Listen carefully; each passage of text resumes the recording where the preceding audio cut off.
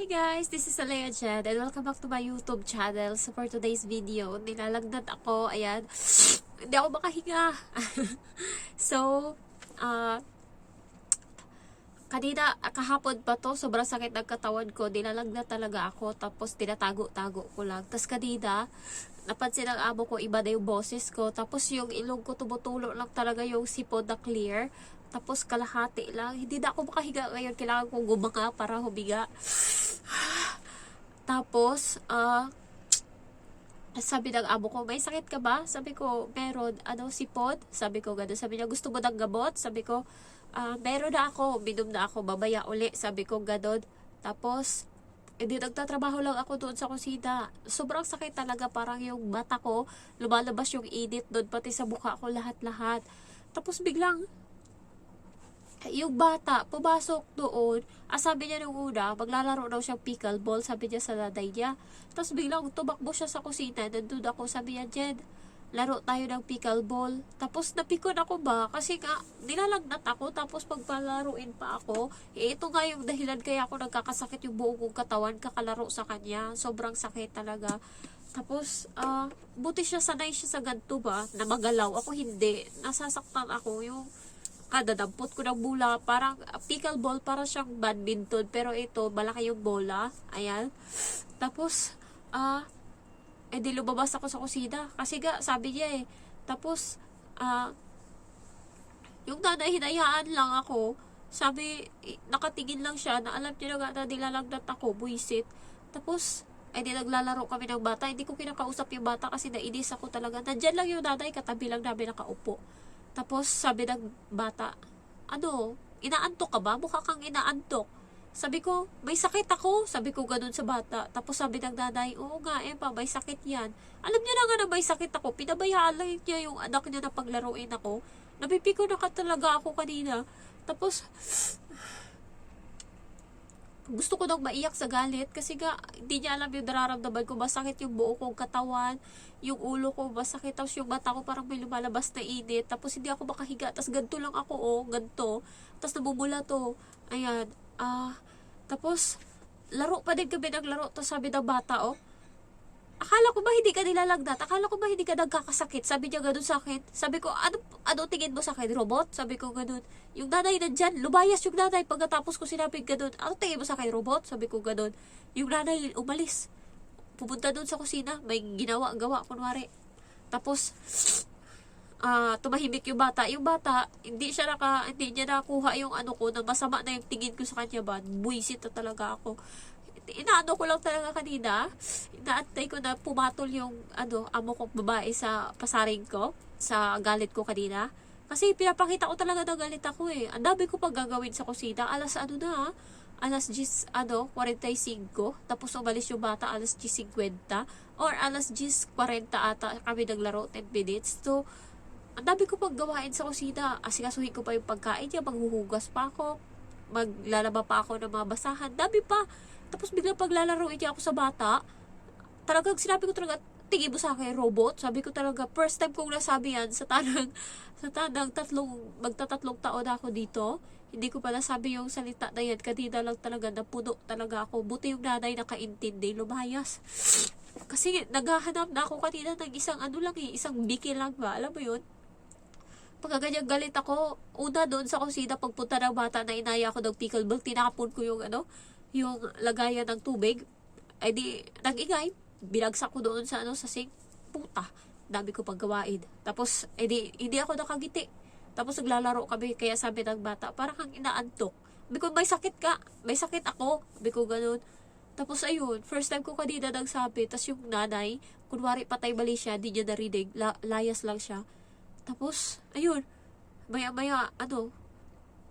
sabi niya, tama na yan. Tapos ayun, tinigil ko kagad yung bata, maghihirit pa sana na maglalaro pa. Tinigil ko na. Sabi ko, pumasok ka na sa loob, mag-toothbrush ka na.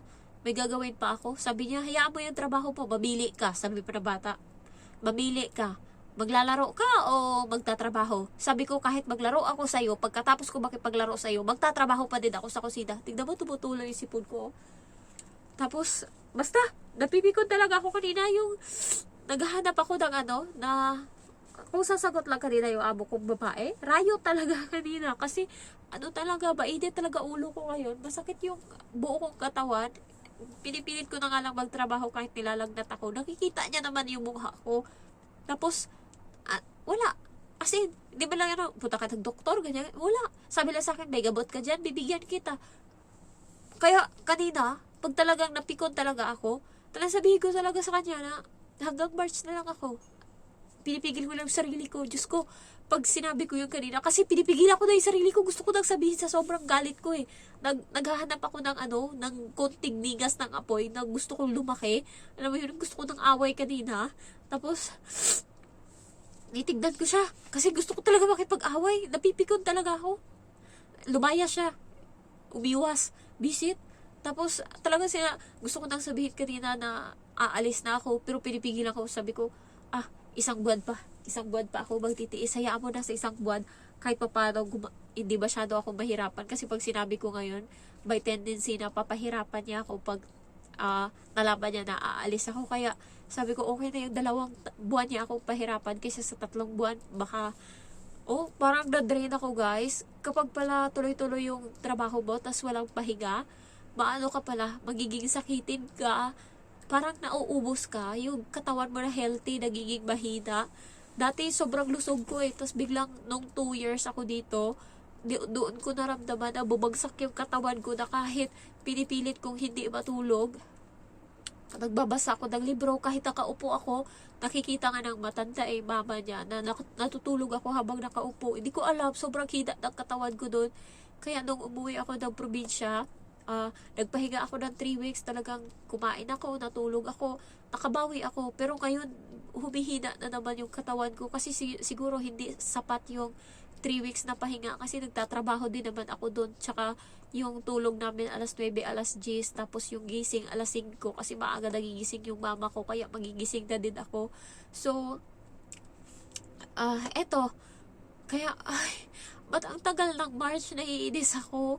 Tapos, sa susunod na araw, wala na namang pasok yung bata. Anli, laro na naman sa kanya. Ang nagpapasakit talaga sa akin, yung laro, tsaka yung nabasa ako ng ulan nung day off ko, naambunan ako kasi wala akong payong nadala. Tapos, inihintay ko yung subscriber kasi nag-finish siya ng contract. Tapos, dito siya nag-boarding sa Shamsui po. Inaantay niya yung visa niya. So, nag-meet kami. Tapos, hinanap namin kung saan yung murang bilihan ng chocolate dito sa Shamsui po. Yun. Ay, Diyos ko, yung ilong ko tumutulo. Ayan, so, sakitin ako sa ulan. Yan yung pinakamahina ako, ulan. Kahit simulat sa pool talaga, pag naambunan ako, yun talaga yung ko. Sobrang sakit ng ulo ko, tapos may towel ako dito. Ilalagay ko to mamaya pagkatapos ng vlog. So, ayan, ang hirap magkasakit dito sa Hong Kong. Hindi pa naman ako bumili ng gamot kasi sabi ko, sakto na to sa akin. Tsaka, kakaano lang ng weather namin ngayon. Kaka-transfer lang from mainit or spring, fall, spring ba or fall? Basta magiging winter na siya ngayon. So, naalala nyo, gantong buwan din yun nung nag-COVID. Kasi nga, ito yung time na sakitin yung mga tao, sipon, ubo, kasi nagbago yung klima. Kaya, ayan, hindi na ako makahinga. So, kailangan ko na ng maagang tulog. So, thank you for watching guys. I love you all. Bye.